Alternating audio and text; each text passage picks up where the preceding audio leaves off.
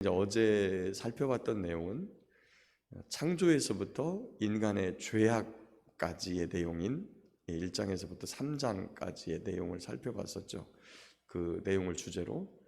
근데 그 이후로 이제 죄악이 번성하기 시작하는 모습들을 보여주는 부분들이 4장과 5장에 이렇게 나와 있어요.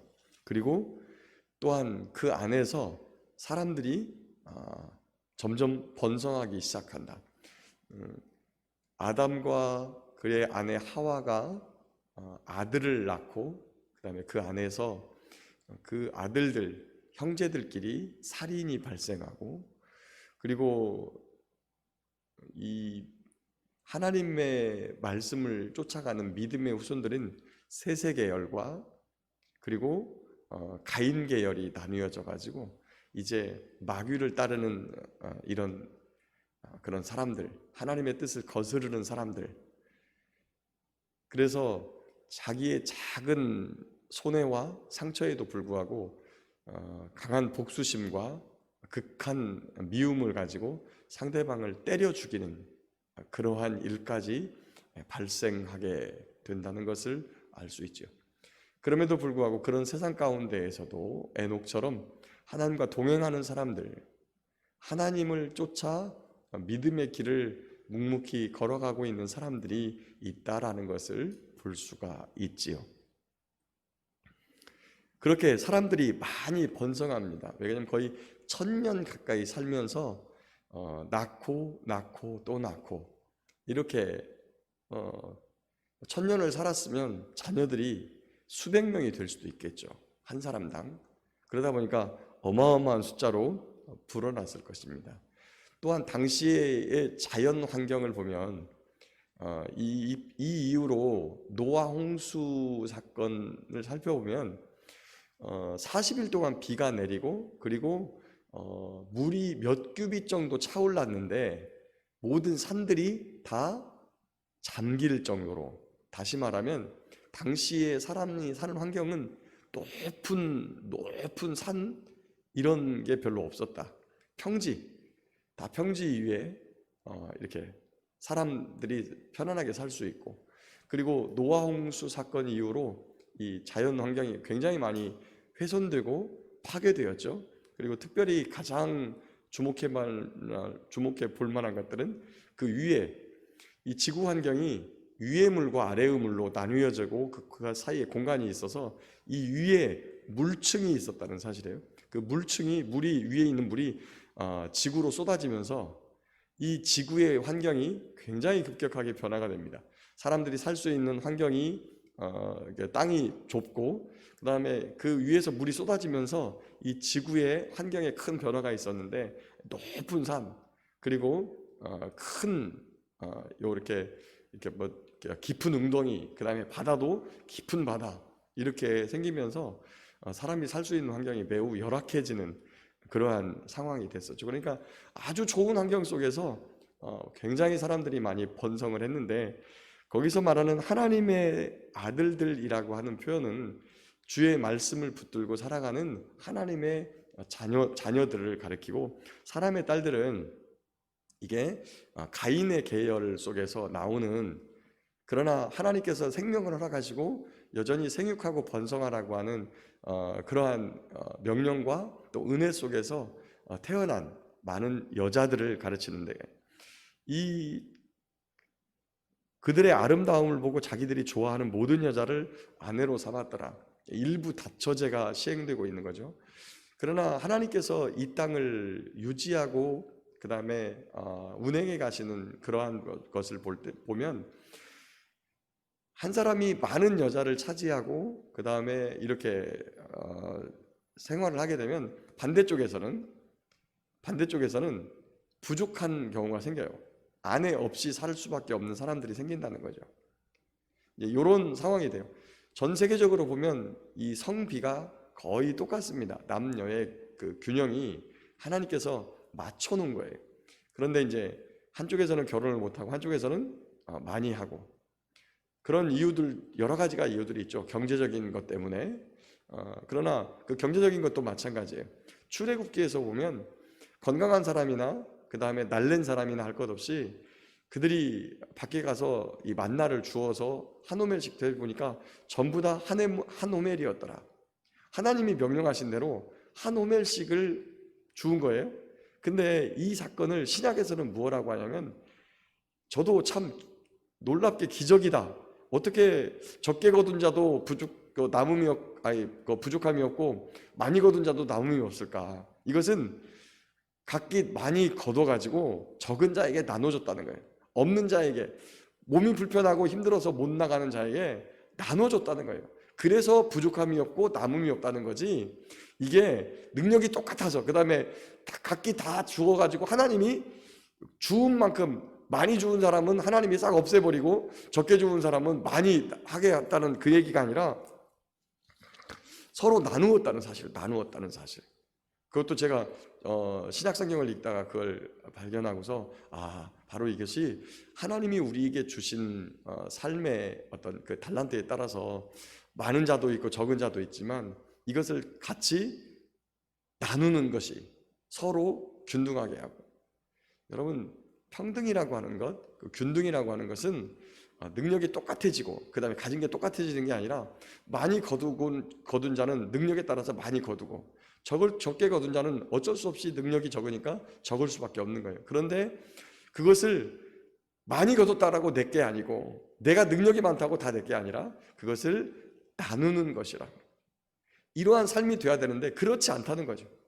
그럼 불공평함이 계속해서 존재하고 많이 가는 자는 계속해서 축적하고 그 다음에 여자들도 축첩을 하고, 없는 자는 심지어 하나님이 일생에 한 명 허락하신 여자와의 짝도 이루지 못하는 그러한 상황 속에서 살아갔다라고 하는 거예요. 그리고 특별히 이제 성경에서는 이 결혼하는 부분에 대해서 굉장히 조심스럽죠. 이후에 이제 출애굽한 백성들에게는 이것 때문에 이방인과의 결혼이 금지되는 이러한 상황이 돼요. 그러니까 이방인과의 결혼을 금지한 이유가 이것 때문에 그러는 거예요. 하나님의 백성들이 하나님을 믿지 않는 사람들과 섞이게 되면 죄악이 매우 급격하게 불어나가지고 결국 멸망의 길로 걸어간다는 거예요. 이 노아 홍수 사건의 그 핵심이 거기에 있는 거예요.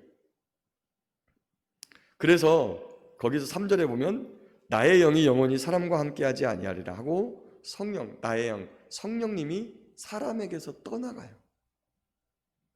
그리고 이 떠나가신 성령님이 다시 하나님의 은혜 가운데 돌아오는 역사가 어떤 거냐면, 예수님께서 우리를 위하여 대신 죽으시고 그 대신 죽으신 그 사람 안에 하나님의 은혜의 역사 가운데서 생명의 값을 대신 치루었으니까 하나님이 죄값을 대신 치루어 주시고 우리 안에 다시 들어오셔서 생명의 역사가 일어나게 되는 그 사건이 사도행전 2장 사건이죠. 주일 밤에 다루었던 그런 사건이 이렇게 연결이 되는 거예요.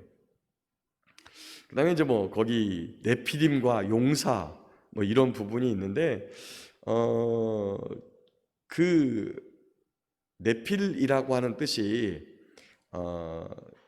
그 네팔이라고 하는 명사에서 파생된 단어인데, 공격하는 자, 습격하는 자, 침략자, 습격자 이런 뜻이 있어요. 그리고 용사라는 뜻은 강력한 자다 이런 뜻이 있습니다. 그러니까 이 사람들이 어떤 특징을 가지고 있었다 이런 것보다 우리가 정확하게 잘 모르니까 고대에 있던 사람들에 대한 어떤 모습이라든지 그들이 무슨 일을 했을지 그런 부분을 잘 모르는데, 그 사람들이 가지고 있는 이런 어떤 단어를 사용하는 보니까 공격적이고 그리고 아주 잔인한 특성을 가진 이런 단어를 쓰고 있다라는 거죠. 그들을 지칭할 때. 그러니까 하나님의 아들들에게서 이런 잔인한 사람들이 태어나서 세상을 더 어지럽게 만들었다라고 하는 거예요. 오늘도 믿음의 가정에서 자란 아이들이 믿음으로 성장을 해서 하나님의 말씀을 따라서 이 땅에서 빛과 소금의 역할을 감당하고 사랑의 사람이 되어서 어려운 사람을 도와주는 이러한 모습이 되어야 되는데 오히려 그들을 공격하고 그리고 그들을 약탈하고 습격하는 자가 되었다. 이런 지금 뜻을 가지고 있는 겁니다. 그런데 이런 상황 속에서 하나님이 근심하고 걱정하고 그 다음에 한탄하시면서 이 창조한 사람을 지면에서 쓸어버리시기로 결정을 해요. 그런데 8절을 한번 같이 읽어보겠습니다. 그러나 노아는 여호와께 은혜를 입었더라. 아멘. 사람은요, 사회적 동물입니다. 우리가 이 시대에 아무리 우리의 자신의 정결함을 지키려고 노력하고 그리고 하나님의 말씀을 따라서 가려고 하지만 주변에 있는 사람들이 다 똑같이 악을 행하는 걸 보고 그 다음에 그렇게 살던 사람들이 교회에 들어와서 같이 살면서 똑같은 문제를 가지고 있죠. 이게 고린도 교회의 모습이거든요. 사회적 동물인지라 사회의 모습을 그대로 교회 안에 가지고 와서 교회 안에서 그런 모습으로 서로 다투고 싸우고 문제를 일으키는 그런 많은 부분들이 고린도 교회만 그런 게 아니라 지금 우리 대덕교회도 똑같다는 거죠. 세상에 살아가는 모습이 교회 안에 그대로 있어요. 다만 우리가 이 안에 들어와서 하나님의 사랑과 은혜를 깨달고 나면 그냥 그렇게 살면 안 되고 하나님이 우리에게 원하시는 바 사랑의 삶, 그리고 하나님께서 우리에게 원하시는 믿음과 순종의 삶, 하나님의 말씀을 따라서 준행하는 삶을 살게 우리의 마음을 돌이키시고 우리에게 은혜를 베푸시기 때문에 그렇게 가능한 거지, 우리가 무슨 이 안에 선한 것이 있어서 우리도 지금 이때 노아 홍수 시대 때 살았던 이 사람들처럼 똑같이 부패하고 악하고 그 다음에 미워하고 정죄하고 다투고 싸우고 이런 모습들이 여전히 있어요. 그런 세상 가운데서 살지만 그러나 노아는 여호와께 은혜를 입었더라. 그러나 상진이는 여호와께 은혜를 입었더라. 그러나 대덕교회 성도들은 여호와께 은혜를 입었더라. 우리가 잘나서가 아니라 하나님의 은혜를 입었기 때문에 이 은혜를 가지고 이 땅에서 들어와 이 어려운 세상, 하나님을 거역하는 세상 속에서도 하나님의 은혜를 입고 들어와서 하나님의 말씀을 따라 살 수 있는 은총을 주셨다는 거죠. 하나님께서 우리를 구원하신 것은 맏아들 되시는 예수 그리스도를 쫓아 그분의 삶을 담고 그분의 사랑과 공의와 그리고 하나님 말씀에 순종하는 삶을 살게 하시려고 우리를 택하셨다는 사실이에요. 그래서 노아가 9절에 보니까 이것이 노아의 족본이나 해서 족보가 나와요. 노아는 의인이요 당대의 완전한 자라. 이 도덕적으로 완전한 게 아니라 하나님이 은혜를 주셔서 의롭다 하신 상태를 말하는 거예요. 성경에서 의롭다고 하는 것은 당대의 완전한 자라. 그는 하나님과 동행하였으며, 이 동행이라는 단어를 보니까 동행도 하나님과 함께 가다, 하나님과 함께 오다, 하나님과 함께 살다, 하나님과 함께 교제하다, 이런 뜻을 가지고 있어요. 그리고 하나님이 그 세대를 이제 멸하기 위해서 이 어마어마한 대홍수 사건을 준비하시는데 이때 노아에게 명령하신 부분이 있어요. 그 명령하신 말씀에 대하여 노아가 어떻게 했다는 거예요? 22절 같이 읽어볼까요? 노아가 그와 같이 하여 하나님이 자기에게 명하신 대로 다 준행하였더라. 아멘. 이 악한 세대에서 구원을 얻기 위해서는 저와 여러분들이 어떻게 해야 되냐면 하나님의 말씀을 따라 순종해야 됩니다. 때때로 하나님의 말씀은 참 아니 이게 뭔 하나님의 뜻이지? 라고 생각할 만한 것들이 많이 있다는 거예요.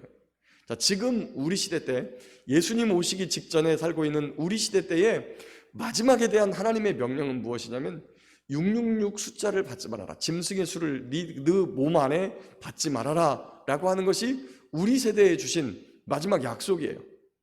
분명히 그것은 문명의 이기로 보이고 굉장히 편리하고 매우 중요한 것으로 보여요. 지금과 같은 이 코로나와 같은 더 무서운 질병이 우리에게 찾아와서 이런 접종과 그리고 그런 질병에 걸렸는지의 유무가 매우 중요하게 생각되어지는 이때에 가장 쉽게 병 걸린 자와 안 걸린 자를 판별할 수 있는 방법이 그런 것들을 몸에다 넣고 실시간별로 사람을 모니터링하게 되면 매우 쉬워요. 그래서 이런 것들은 세상 사람들에게는 문명의 이기로 보일 건데 하나님이 하지 말라는 거예요. 하나님이 하지 말아라. 그러면 비슷한 것만 와도 하지 말아야 돼요. 저와 여러분들이 조심해야 돼요. 매우 조심해야 돼요. 그러니까 그런 걸 이 시대 사람들이 우리가 지금 성경으로 보니까 노아가 방주를 예비하는 것이 당연한 것처럼 느껴지지만 당시의 사람들이 방주를 예비하는 것이 당연하다고 느꼈겠냐는 거예요. 이 햇빛이 쨍쨍 찌는 그 시대에 방주를 짓고 있는 노아에게 얼마나 많은 사람들이 조롱하고 멸시하고 저런 바보 천치, 그런 배가 무슨 필요가 있겠냐. 여러분, 한 번도 바닷물이 넘쳐서 자연재해로 쓰나미 같은 것이 육지로 들어와 본 일이 없고 한 번도 그렇게 많은 비가 내려본 적이 없는데 그런 배를 뭐 하려고 만드냐는 거예요. 뭐 하려고 그런 배를 만드느냐. 그런데 누가 명령하신 거예요? 하나님이 명령하신 거예요. 저와 여러분들에게도 지금도 하나님은 말씀하십니다. 이 세상을 심판하러 올 것이니까 내 말을 지키고 그 말을 따라 너희가 살아야 된다. 자, 그런데 저와 여러분들이 하나님의 말씀을 무슨 선한 것이 있어서 따라가는 게 아니라 하나님께 은혜를 입어야. 디모데전서에 보니까 은혜가 성도를 강하게 해요. 은혜가 성도로 하여금 하나님의 말씀에 순종하게 해요. 하나님의 은혜가 우리를 하나님 앞에 의로운 사람으로 서게 해요. 하나님의 은혜가 우리를 주 앞에 완전한 자로 서게 해요. 우리가 완전해서가 아니라 예수 그리스도의 십자가 보혈로 우리를 덮어주시고 우리를 의롭다고 봐주시는 거예요. 그 은혜가 오늘도 우리 가운데 있기를 원합니다. 우리의 삶 가운데 그 은총이 있기를 원합니다. 아무것도 의로울 것이 없고 세상 사람들과 똑같은 모습으로 살아가고 그런 생각과 그런 부패함과 그런 것들이 있는 우리들을 십자가로 감싸주시고 그 은혜로 그 보혈로 우리를 덮어주시는 하나님의 은혜가 오늘도 우리의 삶 가운데 충만하기를 소망합니다. 이 패역한 세상 가운데서. 그러나 그는 여호와께 은혜를 입고 주님과 함께 동행하며 주님께서 의롭다 인정하시고 주의 말씀에 순종하여 우리의 대장 되시고 우리의 큰형님 되시는 예수 그리스도, 그 놀라우신 그분의 사랑과 그분의 말씀을 따라 완전한 대로 나아가는 저와 여러분 모두가 될 수 있기를 예수님의 이름으로 축복합니다.